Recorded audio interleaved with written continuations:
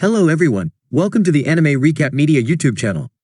Please like the video, subscribe to help our channel and enjoy this full video. This 34-year-old gamer who spent his entire adult life alone in his room, one day, was hit by a truck driver.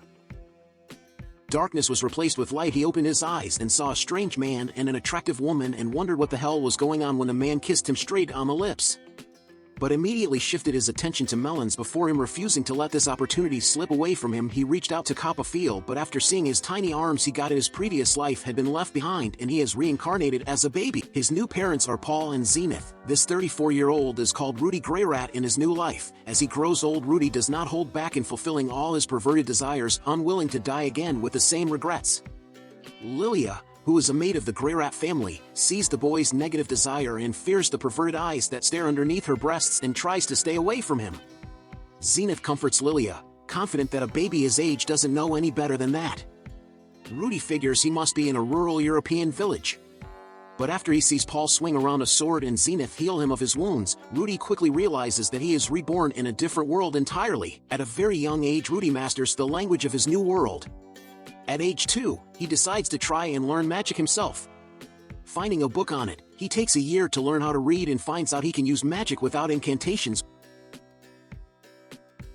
Zenith is ecstatic to find out that Rudy is a magical genius and immediately finds him a tutor named Roxy. Roxy, who isn't too thrilled about teaching a kid so young, not believing his parents. But when he gets distracted during an incantation, she learns that he can cast without them becoming jealous, though recognizing his potential. As for Rudius, he has a second chance and promises himself he won't waste it as he did in his previous life. After 6 months, he can use intermediate magic with no problem. During a lesson, Rudius learns that Roxy is a demon. That's why his parents were surprised to see her. There's a demon race, the Superd, who has been feared for the past 400 years. Sometimes her hair is mistaken as green like the Superds.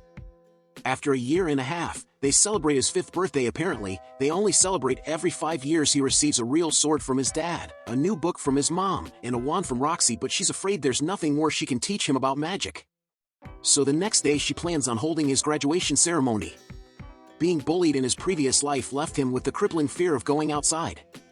Rudius becomes terrified when Roxy tells him they must leave town for the ceremony, but when he realizes the villagers aren't looking at him but greeting Roxy, his anxiety is put at ease. She shows him the strongest water spell she can cast. Roxy creates a dark cloud and causes torrential rain to pour down, with lightning strikes. Inspired and awed by all that Roxy has taught him, Rudy joyfully chants the words and summons an immense cloud that is a sight to behold. After teaching her best spell, Roxy acknowledges Rudy was able to learn all that she has mastered in a lifetime. Rudy successfully graduates. Though he isn't ready to say goodbye to the person who got him to go outside after 20 years, his parents are relieved that he's going outside now. They thought he was sickly, never crying as a baby or doing most things regular kids do. He notices 3 kids ganging up on one another and decides to save them, remembering all the times the same thing happened to him.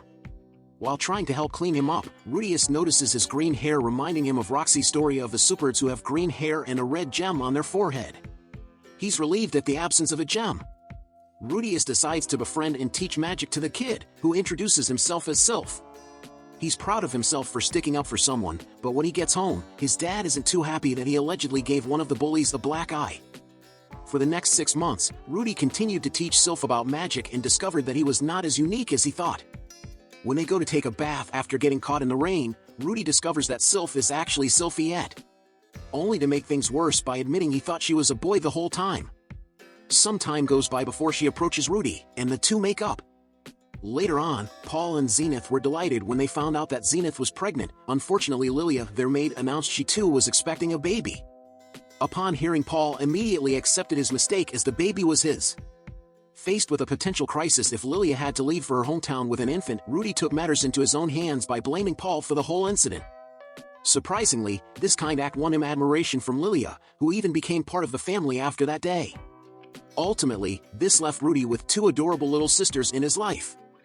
The topic of school comes up, and Rudy considers it since he hasn't been making progress in swordsmanship or magic.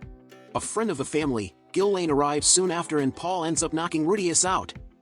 He wakes up in a cart with Ghislaine without any idea of what's going on. She throws him a letter that his father wrote.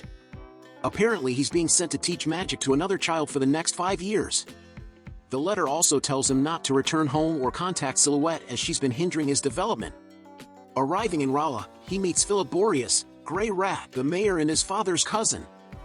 He had no clue he had family with such high standing, nor does he know he'll be teaching Philip's daughter, who beats him up during their first meeting. Now it makes sense that nobody wants to teach her. So Rudius comes up with a plan to stage a kidnapping and show Eris how useful magic can be. The kidnappers are a little too good at their job. She's still hostile to Rudius, who plans to leave her behind. If she refuses to cooperate, they escape and make their way back to ROA, though it turns out the kidnapping wasn't as staged as they planned. After he rescues her, instead of taking the scoundrel's bribe, she begrudgingly accepts him as a tutor. Philip is grateful, but cautions him against revealing his family ties due to the political landscape. Gilline takes up his swordsmanship training, while Rudius teaches her and Eris how to use magic and how to read, write, and do arithmetic, but not long after, Eris starts acting up again, so he decides to give her a day off. As he gets sucked into helping with dance practice, Rudius begins selling some of the figurines he's learning to make using earth magic for some extra money. One day he receives a package from Roxy. Since he's still having trouble figuring out the demon god language, she handwrites a textbook for him. Roxy's new student is obsessed with her and ends up getting his hands on one of Rudius' Roxy figurines. Rudius gives both Eris and Ghislaine once as a present, though she's more excited about receiving a ring from Ghislaine. Rudius overhears planning for his surprise 10th birthday party. They gather the best materials in the kingdom to make a staff for his birthday. Eric's mom breaks down, saying she'll adopt him. No, he should marry her daughter. Philip explains that his sons were adopted by his brother, so his wife hated him until now. But if he so chooses, Philip will handle the coup, and all he needs to do is marry Harris. She waits for Rudius in his room that night. But he goes a bit too far and she pushes him away. He apologizes, she forgives him and makes a promise to wait until his 15th birthday. Rudius takes Eris and Ghislaine out of the city to show them his strongest spell, using his new staff when they're attacked.